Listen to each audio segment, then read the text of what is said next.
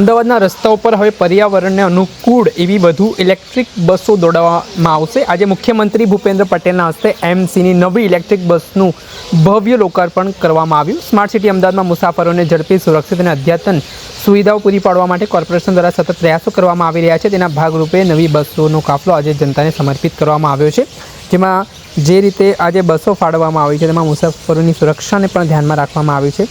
આ બસ સંપૂર્ણપણે ઇલેક્ટ્રિક હોવાથી ધુમાડો કે આવનું પ્રદૂષણ નહીં ફેલાય। સાથે જ મુસાફરો અમદાવાદમાં વન એપ દ્વારા બસનું લાઈવ લોકેશન જાણી શકશે। અત્યાધુનિક સુવિધાનો ઉપયોગ છે તે આજની બસનું લોકાર્પણનો કાર્યક્રમ હતો તે દરમિયાન કરવામાં આવ્યો છે। ત્યારે આ મામલે શું કહી રહ્યા છે એમટીએસ કમિટીના ચેરમેન ધરમસિંહભાઈ દેસાઈ, તેમને સાંભળો।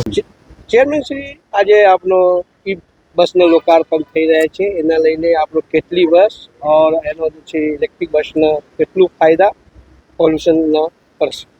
અત્યારે પર્યાવરણને લઈને ગુજરાત સરકારે ઉપર કેન્દ્ર સરકારે જે પ્રમાણે ડીઝલ બસો બંધ કરી પછી સીએનજી ચાલુ કરી હતી, સીએનજી પછી બી હવે એક એવો નિર્ણય છે કે બધા મોટા સિટીઓમાં ઇલેક્ટ્રિક બસો ફરવાની ચાલુ થાય, જેથી પ્રદૂષણને બધું ના થાય। એ પ્રમાણે એએમટીએસમાં આ પ્રથમ વખત ઈવી બસ ચાલુ થાય છે અને અત્યારે 5નું લોકાર્પણ સાહેબ કરવાના છે। ટોટલ 27 બસો કાલથી રોડ ઉપર દોડશે।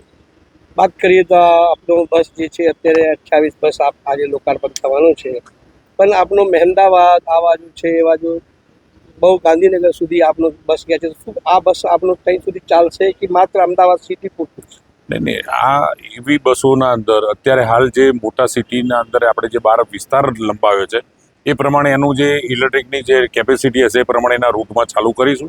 એનાથી આગળનો જે ગામના લોકોમાં માટે જે કર્યા છે એના માટે અત્યારે સીએનજી બસો છે, નવા જેમ ચાર્જિંગ સ્ટેશનો આગળના વિસ્તારમાં બનાવતા રહીશું એ પ્રમાણે એનો રૂટ લંબાવીશું। રોજ આ વાત કરીએ તો કેટલા પેસેન્જરના આનાથી લાભ થશે અને ફાયદા થાય કોર્પોરેશન? અત્યારની બસો જે ચાલે છે એ જ પેસેન્જરો હવે ઈવી બસમાં બેસવાના છે, એટલે જેટલું રૂટીન છે એ પ્રમાણે જ ચાલશે। એના અંદર ખાલી બસોના અંદર ચેન્જ થયો છે, ઈવી બસોના અંદર એસી છે એટલે વાતાવરણના અંદર ઉપયોગી થાય એના માટેનું।